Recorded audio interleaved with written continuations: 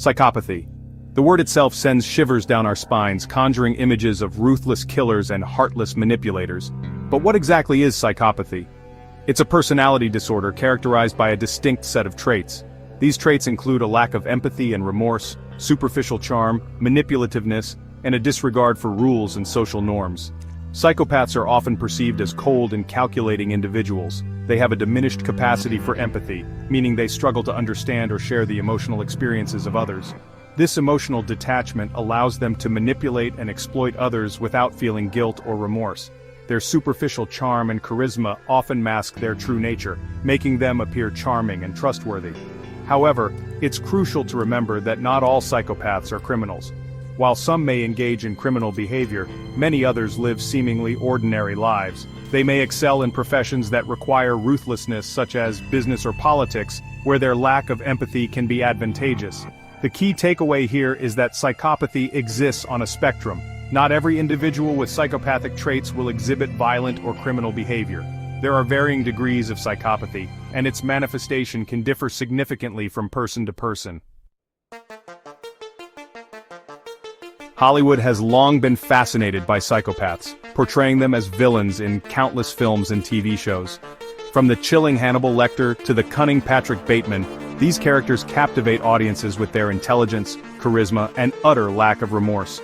These portrayals, while entertaining, often perpetuate harmful stereotypes about psychopathy.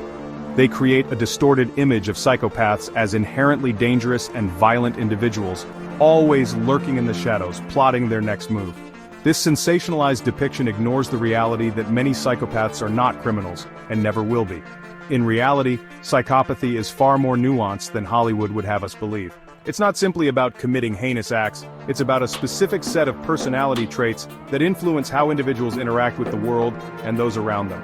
These portrayals can be misleading, creating unnecessary fear and stigma surrounding psychopathy.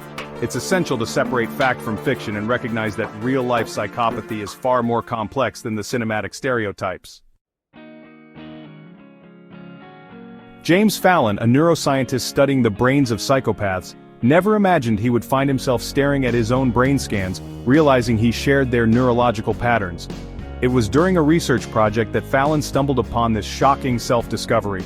His research involved analyzing brain scans of individuals with psychopathy, looking for commonalities in brain structure and function. While reviewing a set of anonymous scans, he noticed a pattern strikingly similar to those of the psychopathic individuals. It was then that Fallon realized the anonymous scan was his own, submitted as part of a control group years earlier. The discovery was both unsettling and enlightening for him. It made Fallon question everything he thought he knew about himself and the nature of psychopathy. Here was a scientist who studied psychopathy, suddenly confronted with the reality that he too possessed these traits. This revelation spurred a period of deep introspection for Fallon.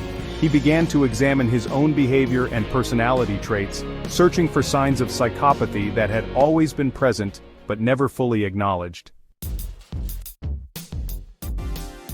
Diagnosing psychopathy is a complex process, often relying on a combination of psychological assessments, interviews, and behavioral observations. One of the most widely used tools is the Hare Psychopathy Checklist Revised, PCLR, a diagnostic tool developed by psychologist Robert D. Hare. The PCLR assesses individuals across a range of psychopathic traits, including glibness and superficial charm, grandiose sense of self-worth, lack of remorse or guilt, shallow affect, impulsivity, and parasitic lifestyle. Each trait is scored based on the individual's history and interview responses, with a higher score indicating a higher degree of psychopathy. However, it's important to note that the PCLR is not a foolproof diagnostic tool. It requires skilled and experienced clinicians to administer and interpret the results accurately. Additionally, psychopathy exists on a spectrum, and a high score on the PCLR does not automatically equate to being a dangerous criminal. Diagnosing psychopathy requires careful consideration of an individual's history, behavior, and psychological makeup. It's not a diagnosis to be made lightly and requires a comprehensive evaluation by qualified professionals. If you enjoyed this exploration of the mind, don't forget to like, subscribe, and join us here on Self Unveiled for more fascinating insights into human behavior. Thanks for watching, and we'll see you next time.